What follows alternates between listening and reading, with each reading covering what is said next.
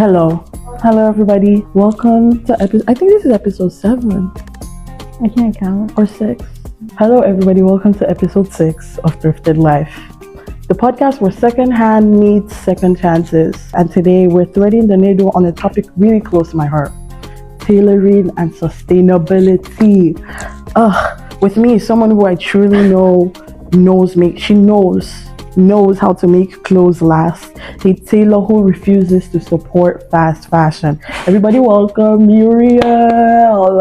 Thank you so much. Thank you so much for joining us today. Thank you so much for having me. I'm so excited. I was so glad. Immediately I told you about it and you said yes. The light bulb hasn't been any brighter. Because I was like, the best person to have on this show is a tailor that does that, like, is special in secondhand items. So thank you so much. Thank you so much for joining me today. So let's start with the big question: why tailoring? Like, what made you run away from fast fashion and like decide to do your own thing? Well, actually, my first job was at Fabricland. Ooh. So from there, like, I kind of had like a little bit, like, I had the whole book of it in front of me. Basically, all the ladies there, they were like my best friends. They were so nice. And they like taught you the ways, like, yeah, they taught me the way, like what needle to use for what fabric, what kind of fabric is what. Right. Like, you could probably put a fabric in front of me and I can tell what kind of fabric it is. Ooh. But I wouldn't say like I'm an expert. Right. I'm like still like more of on the beginner side, I think. But I love like altering clothes and stuff, especially because like when you learn more about it, it just makes more sense. Like, especially when you're trying to find your own style and everything. Yeah. The best way to do is have like hands-on experience trying to like put your own outfit together, literally piece by piece. Piece by piece. I like that. Honestly, sometimes I feel like it comes down to quality and ethics, and like fast fashion. I feel like sometimes fast fashion it poorly makes clothes. Like, the clothes, like, exactly, where we're recycling clothes every 6 months. Exactly. That's what fast fashion does to us. So I think like clothing should be about quality and the ability to make it last and pass down from generations to generations. Clothes used to be made to like last for so long. Right. And sewing machines used to be such like a normal household item too. Like, anyone could in the house could use a sewing machine. Because like people can fix their own clothes. They just like don't want to learn anymore. They don't want to learn. I remember back in Nigeria, when you first enter high school, there's like a course titled Home Economics. Everybody has to take that course. Everybody has to take that class, and in there they teach you how to like you get your own tailoring kits, like your sewing machine, your like needles and all of these things. And everybody had to learn how to like make different type of stitches and like stuff like that, and that was really cool. Oh my god, I love that. That's really cool. Do you remember the first piece you ever tailored? I can tell you the first thing I made, but it was off the like I got the fabric at the store, like it wasn't thrifted. It was just like the most horrible makeup bag you've ever seen. Hey, you gotta start somewhere. You have to start somewhere. That's the thing too, because it's a skill. That's the thing. So like, as you keep on sewing, like, you'll want to get more creative because you know more. Right. So it's just like building blocks. Oh, I like that. Okay, let's do a quick rapid fire section. I'm gonna just ask you questions. Okay. And you're gonna answer. What's the most underrated tailoring hack? Having a little rag so you can continue your stitches in between seams and you don't have to worry about it. A little rag. Okay, noted. If you could only work with one fabric forever, what would it be? Knits, for sure. Really? Knits. Yeah, knits, for sure. Really? Yeah. I don't know. I feel like people, maybe I'm on the wrong side, but like people always like hate on knits. I don't know why. I don't know. That's the thing I'm trying to figure out too, is like style and comfort, because I love to be comfortable. Yeah, I love to be cozy. I love to be cozy. I like that. Yeah. And last thing, what's one fashion trend you'd love to erase from existence? Like plated jewelry that turn your finger green. Yep. Burn them, throw them away. Yeah, precisely. I like that. No, I hate that. Okay, so let's actually get into the process of recycling. Yeah. Or upcycling. I mean, how is it? you upcycled this sweater. I right? did. I did this reading week. Oh, it was recent. Yeah, because when you asked me, I was like, okay, I have to have something to show for it. Anyway, so I went to Value Village and I got 2 blankets. Sometimes it takes a while, but once you find 2 that are really Take us through the process of upcycling an item. What are the materials I need? Where do I go to for that? Just take us through everything. You made this jacket. What's the process? Okay. Well, you don't have to have a sewing machine. Like that's something that people like. Right. They're like, oh, I need this. I need. No, you don't. You Guys, that myth has just been debunked right here. You don't just need a needle and a thread, a couple YouTube videos, maybe. And I just like to go to Value Village or any other thrift store. I went there during reading week and I got 2 blankets. And that's the easiest for me just because the material is already all laid out. So it's easier to choose. Just cut in. Exactly. For me, I always like to pick out a piece that I already like. Like this is from like a Uniqlo sweater that I love. Ooh, okay. So like I needed it, but like with more patterns and stuff. So I just like put it whatever clothing I have down on the fabric that I have, and then I trace out. Remember seam allowance, and then you have to like really look at the seams to make sure that you're having enough pieces to put everything together. Like I had to add to this. Seam allowance is what, 2 inches? If you're hand sewing, you could do like an inch. Okay. But usually I just do an inch. Okay. It depends on like whatever seam allowance you want, because sometimes people like tiny hems, whatever you want. That's the beauty of sewing. You can do whatever you want. You can do whatever you want. If you don't want to like go out and buy and you just have like a needle and thread in your closet, you already have like a t-shirt or a pair of pants that you don't wear. You can cut that up. You're not gonna wear it again. You can cut it up and change it into something else. I feel like one of the reasons why people don't really like get into upcycling for real is because like they're scared of departing with that item. I tend to hoard sometimes, but like when I'm feeling like okay, we need to like refresh our wardrobe, sometimes it's like hard to get rid of that particular item. I don't know.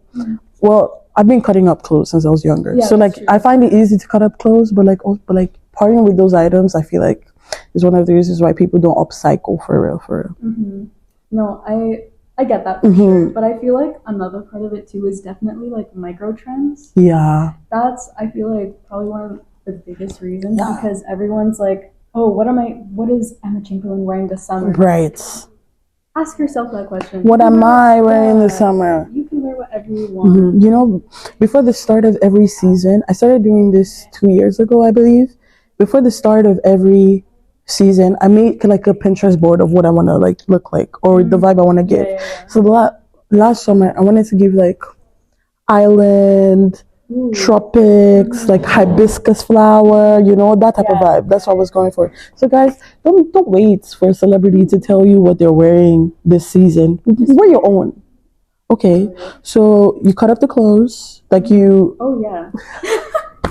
I cut up the clothes. Usually it's like a 2-3 day process for me because I like to cut out all my shapes beforehand and then I pin everything. And then the second day I sew everything together. If it's not finished, I will still parade around my house, unfinished clothing, because I'm proud. You're proud. You started something. Exactly. Anyway, and then the third day is usually like the finishing touches and the stems for me. But it's like if you look at YouTube videos, that's the best way because it's so hard to just describe what I'm saying.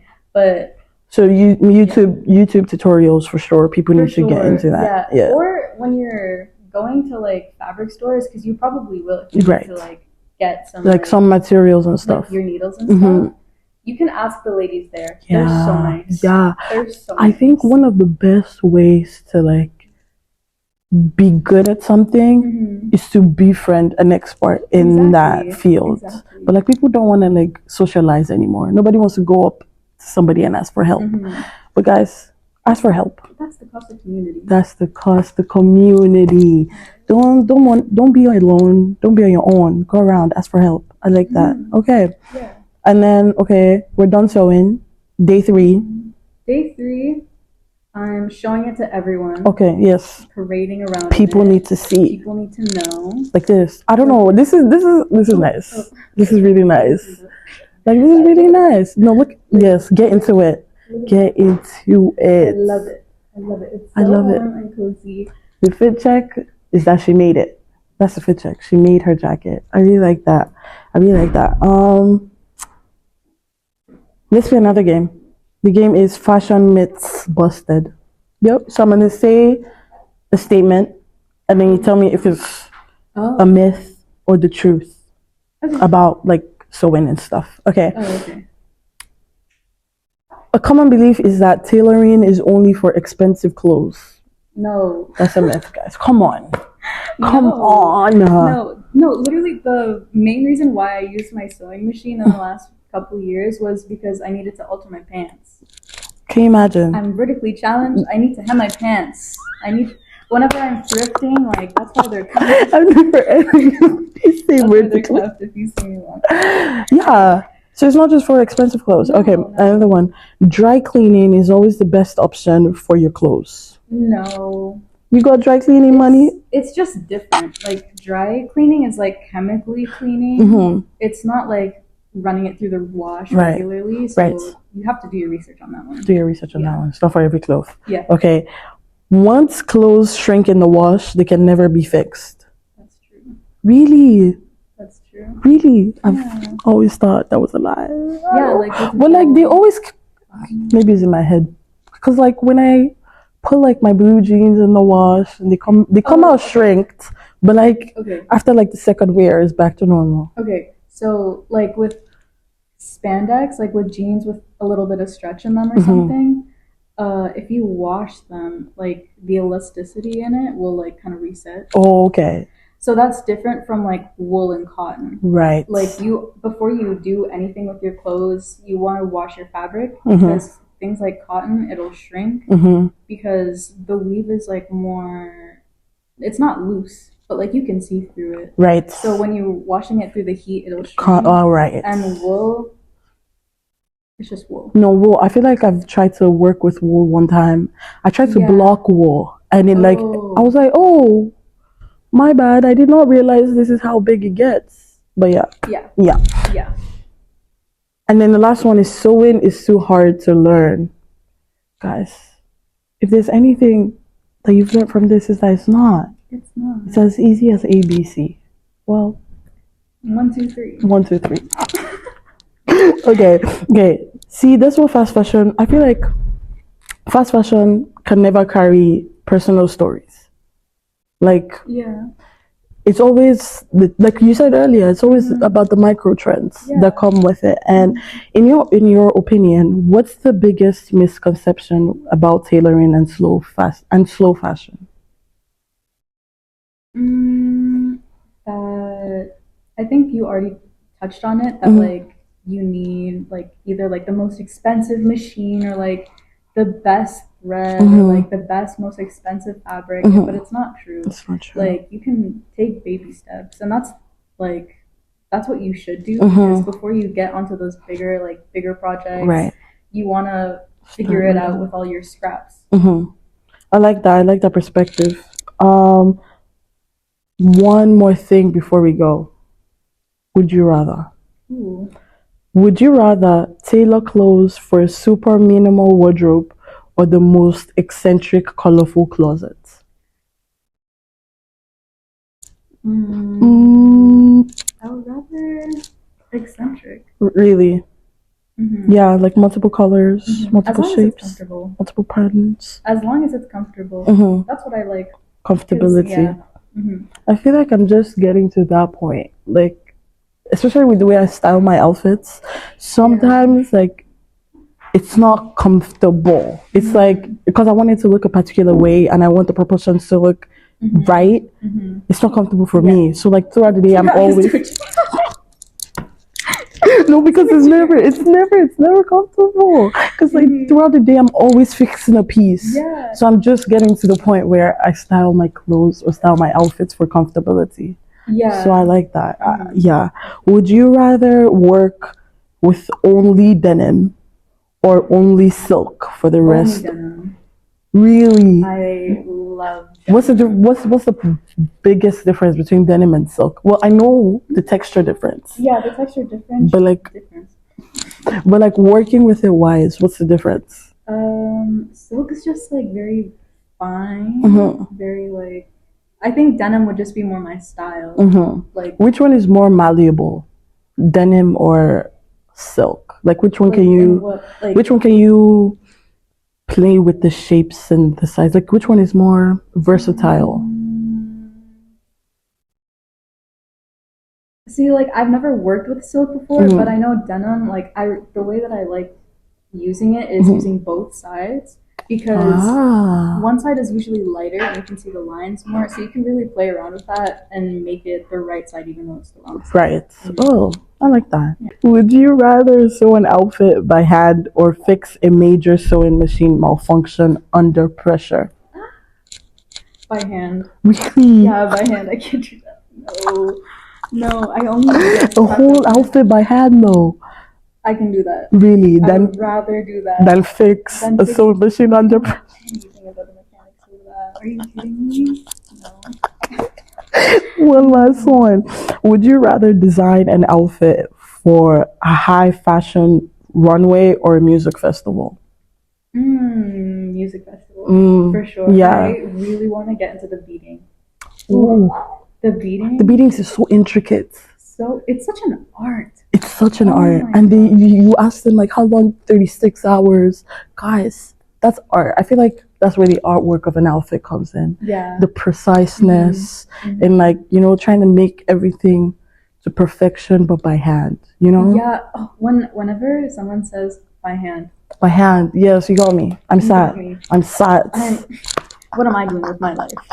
Okay, before we wrap up, what advice do you have for someone who's looking to break free from fast fashion but doesn't know where to start?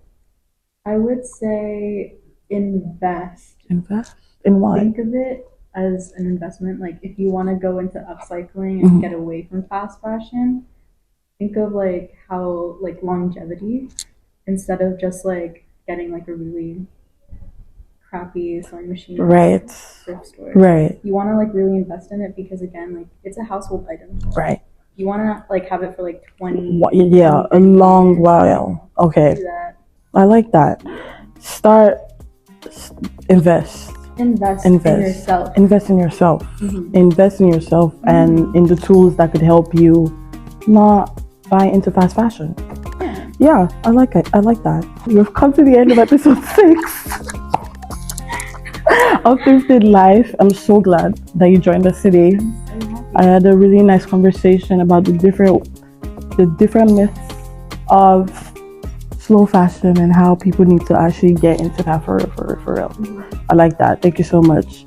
Join us on the next episode of Thrifted Life. Guys, subscribe if you haven't.